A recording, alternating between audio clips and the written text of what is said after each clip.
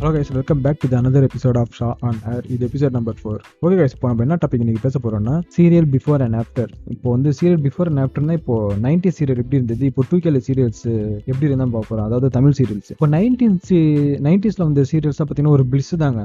அது எப்படி இருக்கும்னா ரொம்ப ரியலா இருக்கும். ஸ்டோரி ரொம்ப ஏதோ நம்ம வீட்டில் நடக்கிற மாதிரி இருக்கும். அப்புறமா பழி வாங்குறது எதுவுமே இருக்காது. இப்போ ஃபேமிலியில் நடக்கிற ப்ராப்ளம்ஸ் பற்றி தான் ஃபுல்லாக பேசுவாங்க. அதில் பார்த்தீங்கன்னா நிறைய வந்து என்கேஜ் பண்ற மாதிரி இருக்கும். அப்புறமா எப்படி லைஃப்ல முன்னேறணும் அந்த மாதிரி இருக்கும். அப்புறமா ரிலேஷன்ஸ் வந்து எப்படி நம்ம வந்து கட்டுக்குள்ள வைக்கணும், சண்டை இல்லாமல் எப்படி இருக்கணும், எப்படி இருந்தால் நல்லா இருக்கும், அந்த மாதிரி தான் சீரியல்ஸாக ஃபுல்லாக ஃபர்ஸ்ட் இருக்கும். இப்போ எக்ஸாம்பிள் பார்த்தீங்கன்னா மெட்டிலாம் பார்த்தீங்கன்னா உங்களுக்கு அப்படி தான் இருக்கும். நாதஸ்வரம், மெட்டிவலி அதெல்லாம் பார்த்தீங்கன்னா கிட்டத்தட்ட அந்த மாதிரி தான் இருக்கும். நிறைய தங்கச்சிங்க இருப்பாங்க. அவங்களெல்லாம் ஒரு இடத்துல இருந்து கல்யாணம் பண்ணி வைப்பாங்க. அவங்க ஃபேமிலி நடக்கிற ப்ராப்ளம்ஸ் அப்படி வந்து ப்ரீவியஸான சீரியல்ஸ் எல்லாம் இருந்தது. பட் இப்போ இருக்கிற சீரியல்ஸ் வந்து ஏன் இவ்வளோ ஆர்டிஃபிஷியலாக இருக்குன்னு தெரியல. மேபி அவங்க வந்து ஹிந்தி சேனல்ஸ் வர சீரியல்ஸ் வந்து நடுவில் வந்து இந்த விஜய் டிவியில் இந்த ஜி தமிழ் எல்லாம் போட்டுட்டு இருந்தாங்க பார்த்தீங்கன்னா, அதை பார்த்து இப்போ இருக்கிற தமிழ் சீரியல்ஸ் ஃபுல்லாக காப்பி அடிச்சிட்டாங்களான்னு தெரியல. ஃபுல்லாக மேக்கப் போட்டுக்கிட்டு ஃபுல்லாக வந்து பார்த்தீங்கன்னா ரொம்ப ஆர்டிஃபிஷியலாக இருக்க மாதிரி இருக்குது. இப்போ நார்மலாக வந்து எந்த வீட்லையும் இப்போ நார்மலாக பணக்காரங்க வீட்லேயே பார்த்தீங்கன்னா அந்த மாதிரி ஃபுல் மேக்கப்பில் இருக்க மாட்டாங்க. ரொம்ப நார்மலாக தான் இருப்பாங்க. இப்போ இருக்கிற சீரியல்ஸை பார்த்தீங்கன்னா இந்த ரியலிஸ்டிக்காக இல்லாமல் பட்டு போட கட்டிக்கிட்டு ஃபுல்லாக மேக்கப் போட்டுக்கிட்டு இந்த உடம்பு ஃபுல்லாக நகை போட்டுக்கிட்டு அந்த மாதிரி தான் இருக்காங்க.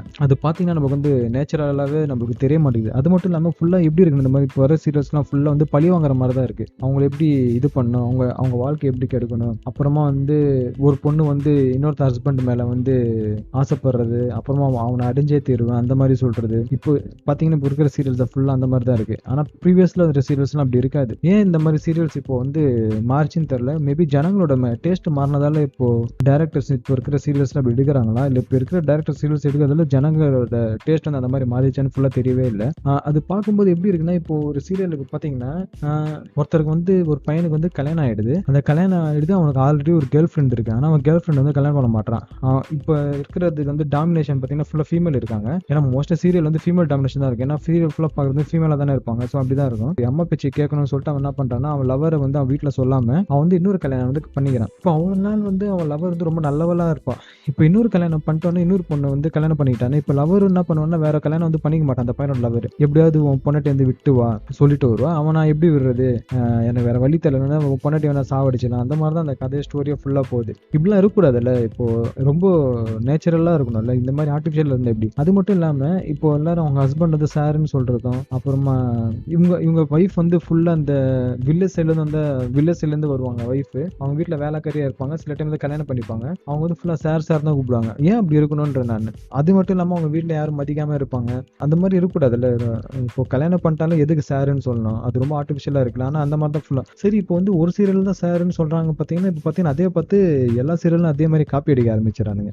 சாருன்னு சொல்றது. அதே மாதிரி பார்த்தீங்கன்னா ஒரு பையன் வந்து இருப்பான். இந்த வீட்டில் ஒரு குடும்பத்தில் வந்து பையன் இருப்பான். அவங்க சித்தி தான் பார்த்தீங்கன்னா ஃபுல்லாக அவங்க குடும்பத்தை டேக் கேர் பண்ணுறவங்களா இருப்பாங்க. அந்த பையனோட அம்மா வந்து அந்த அளவுக்கு பவர் இல்லாதவங்களா இருப்பாங்க. ஸோ சித்தி வந்து நல்லது பண்ணுவாங்கன்னு பார்த்தீங்கன்னா சத்தியமாக நல்லது பண்ண மாட்டாங்க. அவங்க குடும்பத்தை எப்படி கெடுக்கணும்னு சொல்லிட்டு தான் பிளான் பண்ணிட்டு இருப்பாங்க. இப்போ அவங்க அம்மா வந்து ஃபுல் பவர்னு சித்தி கிட்ட கொடுத்தாங்கன்னு சொல்லிட்டு அவங்க சந்தோஷமா பட மாட்டாங்க. என்ன பண்ணுவாங்கன்னா, எப்படியாவது இந்த குடும்பத்தை வந்து கெடுக்கணும், அந்த பையனை வளர விடக்கூடாது, இவங்க 2 பேரும் ஒன்றும் சேரக்கூடாது. இப்போ இருக்க சீரியல்ஸ் அப்படிதாங்க இருக்கு. ரொம்ப கடுப்பா இருக்கு பார்க்கறதுக்கு. ஒரு தொடர்ந்து ஒரு 10 எபிசோடு பார்த்தால நம்மளுக்கு ஸ்டோரி தெரிஞ்சது என்ன, எப்படி இருந்தாலும் பள்ளி வாங்க தான் போறாங்க, அதுதான் ஃபுல்லா ஸ்டோரியா போகுதுன்னு சொல்லிட்டு. இது இந்த மாதிரி இருக்கிறதால எப்படி ஆகுதுன்னா, நம்மளே அறியாம நமக்கு வந்து மைண்ட்ல வந்து ஒரு நெகட்டிவ் இம்பாக்ட் உருவாகும்ல. என்னடா இது ரொம்ப நெகட்டிவிட்டியா இருக்கு, ஃபுல்லா எப்ப பார்த்தாலும் பழி வாங்குறது மட்டும் தான் இருக்கணுமா அப்படின்னு. அது மட்டும் இல்லாம புது புது மெத்தட்ல எப்படி சாவடிக்கலாம்னு சொல்லிட்டு பிளான் பண்ணிட்டு இருப்பானுங்க.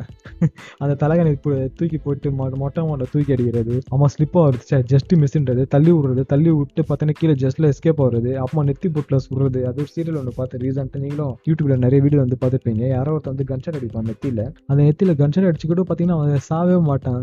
கடைசி வரை ஃபுல்லாக பேசிட்டே வருவான். அப்படியே ஹாஸ்பிட்டல் சேர்ப்பாங்க, தலையில பூ வைப்பான், கோயிலுக்குலாம் போவாங்க. செம்ம ஃபன்னியாக இருக்கும். எவ்வளோ ரியலிஸ்டிக்காக எல்லாமே இருக்கு பார்த்தீங்களா. இப்போ அந்த மாதிரி நடந்தா கூட ஒரு நேச்சுரலாகவே இல்லை. ரொம்ப கடுப்பாக இருக்குல்ல. இது ப்ரீவியஸாக இருக்கிற சீரியல்ஸ் எல்லாம் பார்த்தீங்கன்னா ரொம்ப நல்லா இருக்கும். இப்போ ரீசெண்டாக கூட ஏதோ சேனல் வந்து நாதஸ்வரம் போட்டுட்டு இருக்கேன். நான் இப்போ கூட அந்த பார்த்துட்டு தான் இருக்கேன். நான் ரொம்ப அந்த ஃபேமிலியில் இருக்கிற விஷயம் வந்து எவ்வளோ ரியலிஸ்டிக்காக இருக்கும்னு யோசிச்சு பாருங்க. அந்த இடமா இருக்கட்டும், அந்த ஓட்டு வீடாக இருக்கட்டும், அந்த ட்ரெஸ்ஸிங் சென்ஸாக இருக்கட்டும், ரொம்ப நார்மலாக இருக்கும். இப்போ இருக்கிற சீரியல்ஸ் சொல்கிறேன், அப்போ இருக்கிற சீரியல்ஸ் எல்லாம் அதே மாதிரி நம்ம குடும்பத்தோட பர்சனோட நம்மளால கனெக்ட் பண்ணிக்க முடியும். இது இவங்க கேரக்டர் வந்து நம்ம வீட்டில் இருக்கிற மாதிரியே இருக்கு. ஓகே, இந்த சீரியல்ஸ்ல வந்து இந்த மாதிரி வந்து ஒன்று சேர்ந்தா நம்மளும் இதே மாதிரி ஒன்று சேரலாம் போல, அந்த மாதிரி சொல்லிட்டு நம்மளுக்கும் ஒரு ஐடியா பிளான் தோணும்ல. ஆனா இப்போ இருக்கிற சீரியல்ஸ் வந்து அப்படி தோண மாட்டேது இல்ல. ஏன்னா ஃபுல் ஆர்டிஃபிஷியலா இருக்கு கேரக்டர்ஸ் எல்லாம். அதே மாதிரி அந்த இப்போ இருக்கிற சீரியல்ஸ் எல்லாம் ஹஸ்பண்ட் எல்லாம் பார்த்தீங்கன்னா ஃபுல்லா ஃபார்மர்ஸ் எல்லாம் உட்காந்துருப்பாங்க. எவனோ வேலைக்கு போய் நான் பார்த்ததே இல்லை. ஆனால் நியூஸ் பேப்பர் ஓப்பன் பண்ணி உட்காந்து படிச்சுட்டே இருப்பாங்க. அந்த மாதிரி தான் இருக்குது. அதே மாதிரி ஹஸ்பண்ட்ஸ்க்கு அந்த டைலாக் இருக்காது. ஹஸ்பண்ட்ஸ் வந்து பவரே இருக்காது. பவர் இருக்காதுன்னா கண்ட்ரோல் பண்ணுறது பவர் அவங்களுக்கு இருக்காது. ஃபுல்லாக வந்து அவங்க ஒய்ஃப் தான் கண்ட்ரோல் பண்ணுவாங்க.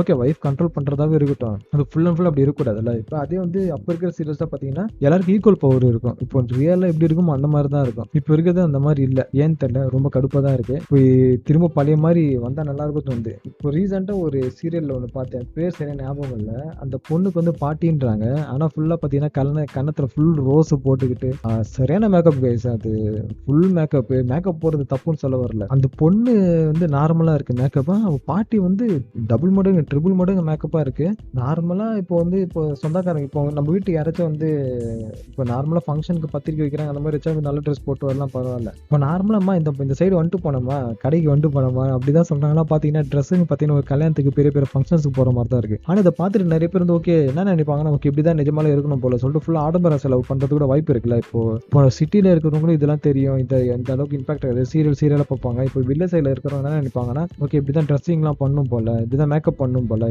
இதான் ரியாலிட்டி போலன்னு சொல்லிட்டு நிறைய பேர் வந்து அந்த மாதிரி மைண்டில் வந்து போய் உக்காரத்துக்கு வாய்ப்பு இருக்குல்ல. அதே மாதிரி அந்த ப்ராப்ளம்ஸும் ரொம்ப ஆர்டிஃபிஷியலாக இருக்குது, ரியலிஸ்டிக்காக இல்லைல்ல எந்த ப்ராப்ளம்ஸும். இப்போ வந்து ஒருத்தர் வந்து புதுசாக வீட்டுக்கு மருமகளாக வர, அந்த அவங்க வீட்டில் ஏற்கனவே இருக்கிற மருமகள் என்ன பண்ணுறாங்கன்னா டேரெக்டாகவே பழி வாங்குறத பற்றி சொல்கிறாங்க. எப்படி நீ வந்து குத்து விளக்கு ஏற்றுறேன்னு நான் பார்த்துக்கிறேன் டி சொல்லிட்டு ஃபேனு போட்டு விடுறதும், அதுக்கப்புறம் வத்தி குச்சி ஒரே ஒரு வத்தி குச்சி வைக்கிறதும், அப்புறமா பால் காய்ச்சுவா அதாவது அந்த கோயிலுக்கு போகிற டைம் அந்த மாதிரி ஏதோ நல்ல நாளில் வந்து பால் காய்ச்சுவாங்க வீட்டில். அந்த பால் காய்ச்சும் போது இந்த கடவுளுக்கு பயம் இருக்குமா இல்லையான்னு தெரியல, என்ன பண்ணுவாங்கன்னா போய் எலுமிச்சம்பழத்தை பூஞ்சி விட்டு வந்துடுவாங்க, உப்பு போட்டுருவாங்க, பால் தெரிஞ்சிடும். இவன் வந்து அந்த நாள் பாருங்க நல்ல நாளாவே இல்லை அப்படி சொல்லிட்டுலாம் ஃபுல்லாக அப்படி இருப்பாங்க சொல்லிட்டு அந்த மாதிரி பண்ணிட்டு இருப்பாங்க. அதெல்லாம் பார்க்கும்போது எனக்கே எங்கள் அம்மாட்ட சொல்லுமா, என்னம்மா இதெல்லாம் சீரியல் எப்படி இருக்கு உனக்கு கடுப்பாலியா பார்க்கறதுக்கு அப்படின்னு. அவங்க என்ன சொல்கிறாங்கன்னா, இல்லை சும்மா டைம் பாஸ் ஆகணும் ஏதாவது பார்க்கணும் இல்லை சொல்லிட்டு அப்படி பார்த்துட்டு இருக்காங்க போல. இப்படி எங்கள் அம்மா என்ன பார்க்குறாங்கன்னா, இப்போ புது சீரியல்லாம் பார்க்காம இந்த ஜெயா பழைய சீரியல் போட்டிருப்பாங்க பார்த்தீங்களா, அந்த நாதஸ்வரம் இந்த கலைஞர் டிவியில் போகிறான்னு நினைக்கிறேன், சரியா தெரியல. கலைஞர் டிவியில் ஜெயா டிவி வந்து நிறைய பழைய சீரியல் ஜாஸ்தி போட்டுருக்கு, அதுதான் உட்காந்து பார்த்துட்டு இருக்காங்க. அவனுக்கு ஒரு லெவலுக்கு மேலே வந்து போர் அடிச்சிருச்சு, என்னடா இது இப்படி இருக்குன்னு சொல்லிட்டு.